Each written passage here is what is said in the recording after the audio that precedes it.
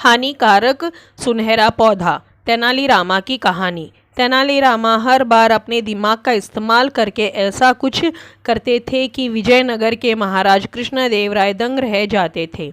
इस बार उन्होंने एक तरकीब से राजा को अपने फैसले पर दोबारा सोचने पर मजबूर कर दिया। हुआ यूं कि एक बार राजा कृष्णदेवराय किसी काम के चलते कश्मीर चले गए। वहाँ उन्हें एक सुनहरे रंग का खिलने वाला फूल दिखा। वो फूल महाराज को इतना पसंद आया कि वो अपने राज्य विजयनगर लौटते समय उसका एक पौधा अपने साथ लेकर आ गए। महल पहुँचते ही उन्होंने माली को बुलाया।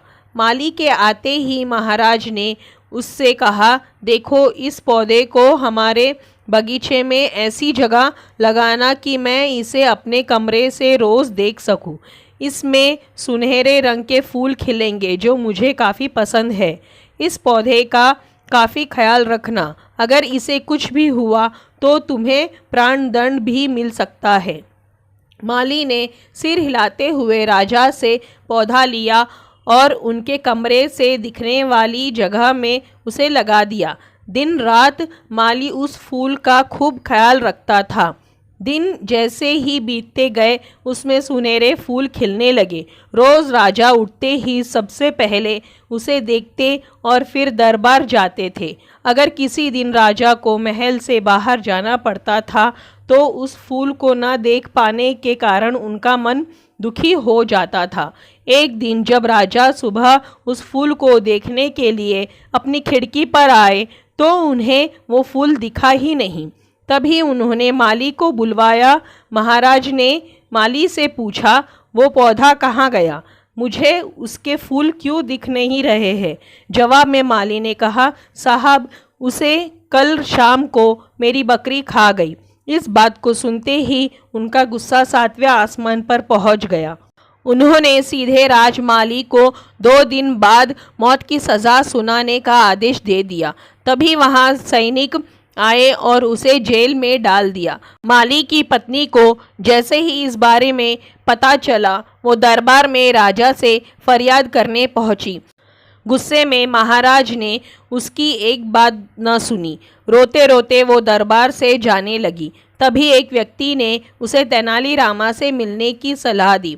रोते हुए माली की पत्नी ने तेनालीरामा को अपने पति को मिली मौत की सज़ा और उस सुनहरे फूल के बारे में बताया।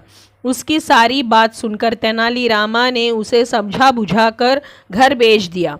अगले दिन गुस्से में माली की पत्नी उस सुनहरे फूल खाने वाली बकरी को चौराहे में ले जाकर डंडे से पीटने लगती है।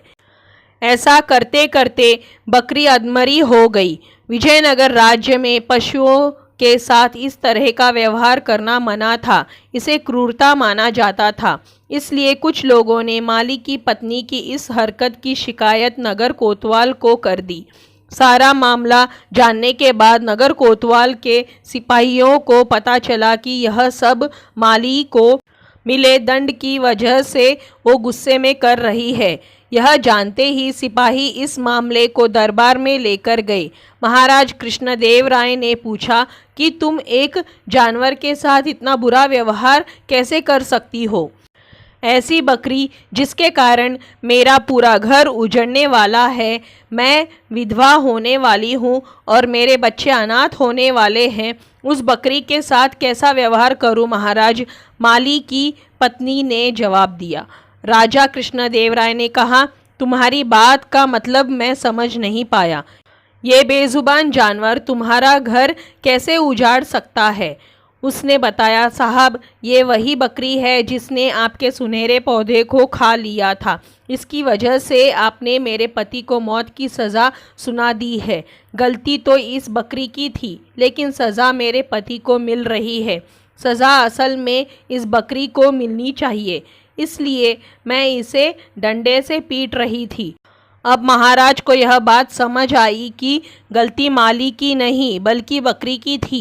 यह समझते ही उन्होंने माली की पत्नी से पूछा कि तुम्हारे पास इतनी बुद्धि कैसे आई कि इस तरह से मेरी गलती के बारे में समझा सको। उसने कहा कि महाराज, मुझे रोने के अलावा कुछ भी नहीं सूझ रहा था। यह सब मुझे पंडित तेनालीरामा जी ने समझाया है। एक बार फिर राजा कृष्णदेव राय को तेनालीरामा पर गर्व महसूस हुआ और उन्होंने कहा कि तेनालीरामा, तुमने मुझे एक बार फिर से बड़ी गलती करने से रोक दिया। यह कहते ही महाराज ने माली का मृत्युदंड का फैसला वापस लेते हुए उसे जेल से रिहा करने का आदेश दिया। साथ ही तेनालीरामा को उनकी बुद्धि के लिए 50,000 स्वर्ण मुद्राएं उपहार के रूप में दी। कहानी से सीख: समय से पहले कभी भी हार नहीं माननी चाहिए। कोशिश करने से बड़ी मुसीबत से निपटा जा सकता है। तो दोस्तों, ये थी हानिकारक सुनहरा पौधा तेनालीरामा की कहानी। आपको कैसी लगी? अगर अच्छी लगी हो तो इसी तरह की कहानियों के लिए चैनल को सब्सक्राइब करें, वीडियो को लाइक करें, शेयर करें। धन्यवाद।